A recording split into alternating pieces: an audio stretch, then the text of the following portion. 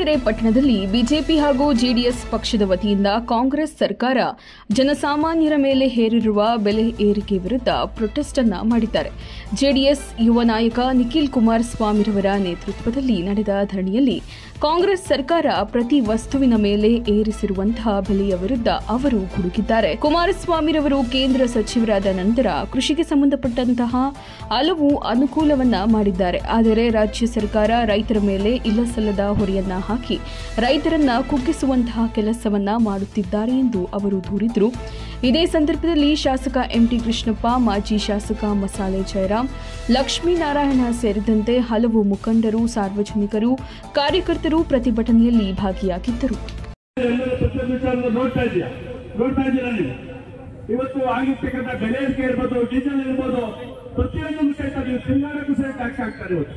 ಏನು ಇವತ್ತು M D Lakshmi Saheb ಹೇಳಿದ್ರು, ಕಸಿಗೂ ಸಹಿತ ಟ್ಯಾಕ್ಸ್ ಹಾಕ್ತಾರೆ. ನಿಮ್ ನಾಯಿ ಏನಾದ್ರು ರಿಸರ್ಚ್ ಮಾಡ್ಕೊಂಡು ಅದಕ್ಕೂ ಸಹ ಟ್ಯಾಕ್ಸ್ ಹಾಕ್ತಾರೆ. ಮುಂದಿನ ದಿನಗಳು ಇವತ್ತೆಲ್ಲ ಭಾಗ್ಯ ಕೊಟ್ಟು ಯಾರು ಉತ್ತರ ಆಗಿಲ್ಲ. ಇವತ್ತು ಸುಮಾರು ಟ್ಯಾಕ್ಸ್ ಕಮ್ಮಿ ಹಾಕಿ ಬೇರೆ ಯಾಕೋ ದುಡ್ಡು ಯಾರಿಗೋ ಹೊಡೆದ್ಬಿಟ್ಟು ಏನೋ ಇಳಿ ಹೊಡೆದ್ಬಿಟ್ಟು ಅದಕ್ಕೆ ಆಗ್ತದೆ. ಈ ಕಾಯಿರೋದು ಗದ್ದಾಗ್ತದೆ, ನಮ್ಮ ದುಡ್ಡು ತಗೊಂಡೋಗ್ಬಿಟ್ಟು ಬೇರೆ ಕೊಡ್ತಾರೆ. ಇವತ್ತು ಪ್ರತಿಯೊಂದು ವಿಚಾರ ನೋಡ್ತಿದ್ದೀರಿ. ಇವತ್ತು ಜಾತಿ ಗಣತಿ ಮಾಡಿಬಿಟ್ಟಿದ್ದಾರೆ. ಅವ್ರ ತರ ಮೇಲೆ ಅವರೇ ಕಲ್ಚರ್ ಬೆಳೆದಿದ್ದಾರೆ. ಇವತ್ತು ಸುಮಾರು ದಿಕ್ಕೇನಾದ್ರು ಹೇಳಿದ್ರು, ನಮ್ಗೆ ಸ್ಟೇಟ್ಮೆಂಟ್ ಕೊಟ್ಟಿದ್ದು, ನೀವು ಯಾಕೆ ಮಾಡ್ತಾ ಇದ್ರೆ ಇವೆಲ್ಲ ಅಂತ ಹೇಳಿ. ಇವತ್ತು ನಮ್ಮ ಅಶೋಕನಾರು ಹೇಳಿದ್ದು, ಇವತ್ತು ಜಾತಿ ಒಂದು ಗಣತಿ ಮಾಡಿ ಅವ್ರ ತರ ಮೇಲೆ ಅವ್ರು ಕಲ್ಚರ್ ಇಟ್ಬೇಕಾದ್ರೆ ಇವತ್ತು ಪ್ರತಿಯೊಂದು ವಿಚಾರದಲ್ಲೂ ಟ್ಯಾಕ್ಸ್ ಆಗ್ತಾ ಇದ್ದಾರೆ. ಇವತ್ತು ತಿರುಗಾಡಕ್ಕೆ ಹಿಡಿದು, ಕಸದಿಂದ ಹಿಡಿದು, ಗೊಬ್ಬರ ಟ್ಯಾಕ್ಸ್, ನೀವು ಕುಡಿತಕ್ಕಂಥ ಎಣ್ಣೆಗೂ ಟ್ಯಾಕ್ಸ್ 48% ಟ್ಯಾಕ್ಸ್ ಇದೆ. ಕುಡಿತಕ್ಕ ಎಣ್ಣೆಗೆ ಇವತ್ತು 48% ಆಗ್ತಾ ಇದ್ದಾರೆ. ಬೆಳೆ ಗೊತ್ತಾಗ್ತಾ ಇಲ್ಲ ಅಷ್ಟೇ.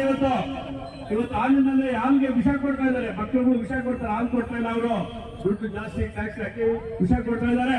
ಸಿದ್ದರಾಮಯ್ಯ ಕೇಳಕ್ ಇಷ್ಟಪಡ್ತೀನಿ, ಡಿ ಕೆ ಸಾಹೇಬ್ ಕೇಳಕ್ ಇಷ್ಟಪಡ್ತೀನಿ, ಇನ್ನೊಂದು ಭಾಗ್ಯ ಕೊಡಿ, ಆತ್ಮಹತ್ಯೆ ಬಗ್ಗೆ ಕೊಡಿ ರೈತರಿಗೆ.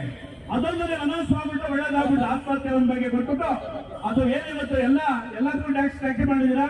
ಏನೋ ಮದ್ಯಪಾನಿಕಿರೋದು ಪ್ರತಿಯೊಂದು ಕೃಷಿ ಬಗ್ಗೆ ಮಾಡಿರೋ ಟ್ಯಾಕ್ಸ್ ಅಂತ ಎಲ್ಲ ರೈತರಿಗೂ ಕೊಟ್ಬಿಡಿ, ಮನೆ ಮನೆ ವಿತರಣೆ ಮಾಡಿ ಅದು ಕುಡ್ಬಿಟ್ಟು ಇರ್ತಕ್ಕಂಥ ಸತ್ತೋಗ್ಬಿಟ್ಟು ನೀವೇ ಸರ್ಕಾರ ಮಾಡ್ಕೊಂಡಿರುವಂತೆ ಬಂದಿದ್ದೀವಿ. ಇವತ್ತೇನು ಸರ್ಕಾರ ಜಾಸ್ತಿ ಸಿಗಲಿಲ್ಲ. ಈ ಜಾತಿಗೆ ಅಂತ ತಂದಿದ್ದೀರ ಸಿದ್ದರಾಮಯ್ಯರ ಒಂದು ಕೇಸ್ಗಳಲ್ಲ ಡೈವರ್ಷನ್ ಆಗಿ ಬೇರೆ ಕಡೆ ಒಂದು ಗಮನ ಹರಿಲಿ ಅಂತ ಹೇಳಿ ಇವತ್ತು ಜಾತಿಗೆ ಅಂತ ತಂದ್ಬಿಟ್ಟಿದ್ದಾರೆ. ಅವರವರೇ ಹೊರಟಾಡ್ತಾರೆ. ಸಾಯಂಕಾಲದ ಬ್ರಾಹ್ಮಣ ಪೊಲೀಸಿಂದ ಅಂತ ನಾನಾಕಿ ಕಾಂಗ್ರೆಸ್ ಬಂದು ಹೋರಾಟ. ಹಾಗಾಗಿ ಯಾತಂದ್ರೆ ಕಾಂಗ್ರೆಸ್ ಈಗಲೇ 138 ಸೀಟ್ ಇವೆ. ಅದನ್ನೇ ಆಡಳಿತ ಕಂಟ್ರೋಲ್ ಮಾಡಕ್ಕೆ ಇವ್ರಿಗೆ ತಾಕತ್ತಿಲ್ಲ. ಒಬ್ಬೊಬ್ಬರು ಸ್ಟೇಟ್ಮೆಂಟ್ ಮಾಡ್ತಾರೆ. ಕಾಗೆ ಸ್ಟೇಟ್ಮೆಂಟ್ ಮಾಡಿದ್ರು, ನಾವು ವಿಷ ಕುಡಿಬೇಕು ಅಂತ, ಗಾಂಧಿ ವಿಷ ಕುಡಿಬೇಕು ಅಂತ.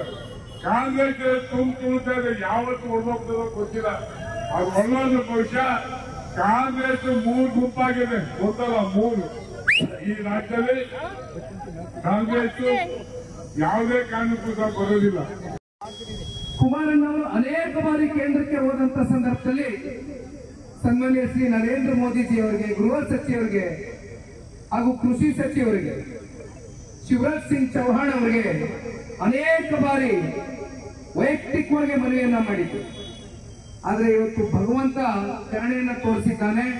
ಕ್ವಿಂಟಾಲ್ಗೆ ಬಹುಶಃ 18,000ಕ್ಕೂ ಹೆಚ್ಚು ಕ್ವಿಂಟಾಲ್ಗೆ ಇವತ್ತು ಒಂದು ನಿಗದಿತ ಬೆಲೆ ಬಂದಿದೆ ಅಂದ್ರೆ ನಾವೆಲ್ಲರೂ ಕೂಡ ಇವತ್ತು ನಿಜಕ್ಕೂ ಬಹಳ ಸಂತೋಷ ಪಡಬೇಕಾಗಿರ್ತಕ್ಕಂಥ ವಿಚಾರ. ಮತ್ತೊಂದು ನಾನು ಒಂದು ಮಾತನ್ನು ಹೇಳ್ತೇನೆ. ಇತ್ತೀಚೆಗೆ ತಂಬಾಕು ಬೆಳೆಗಾರರು ಬೆಳೀತಕ್ಕಂಥ ತಾಲೂಕುಗಳು ಬಹಳ ಕಮ್ಮಿ ನಮ್ಮ ರಾಜ್ಯದಲ್ಲಿ. ಮೈಸೂರಿನಲ್ಲಿ ನಮ್ಮ KR ನಗರ, ಪಿರಿಯಾಪಟ್ಟಣ, ಹುಣಸೂರು, ಆಮೇಲೆ ನಮ್ಮ ಅರ್ಕುಲ್ಗೂಡ್ನಲ್ಲಿ ನಮ್ಮ ಮಲೆನಾಡು ಕ್ಷೇತ್ರದಲ್ಲಿ ಒಂದ್ ಕಡೆ ಬೆಳೀತಾರೆ. ಯಾತಕ್ಕೆ ಇದು ಹೇಳ್ತಾ ಇದ್ದೀನಿ ಅಂದ್ರೆ, ಯಾಕಪ್ಪ ಈ ಸರ್ಕಾರ ಈ ರಾಜ್ಯದಲ್ಲಿ ಆಡಳಿತ ಮಾಡ್ತಾ ಇದೆ ಅಂತಕ್ಕಂಥ ಇವತ್ತು ಚಿಂತನೆಯನ್ನ ಮಾಡ್ತಕ್ಕಂಥ ಪರಿಸ್ಥಿತಿ ನಿರ್ಮಾಣ ಆಗಿದೆ.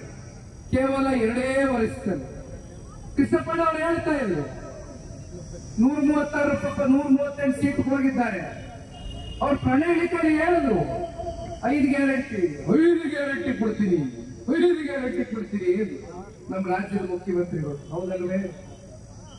ನಾವು ಕೊಡಬೇಡಿ ಅಂತ ಹೇಳ್ತಾ ಇಲ್ಲ, ದಯಮಾಡಿ ಕೊಡಿ. ಆದರೆ ನೀವೇನು ಮಾತನ್ನ ಕೊಟ್ಟಿದ್ರಿ, 5 ಗ್ಯಾರಂಟಿಗಳು ನೀವೇ ಹೇಳದಂಗೆ ಪ್ರತಿ ತಿಂಗಳು ಸಮರ್ಪಕವಾಗಿ 5 ಗ್ಯಾರಂಟಿಗಳನ್ನ ನೀವು ಇಲ್ಲಿವರೆಗೂ ಕೊಡ್ಲಿಕ್ಕೆ ಸಾಧ್ಯ ಆಗಿದೆಯಾ?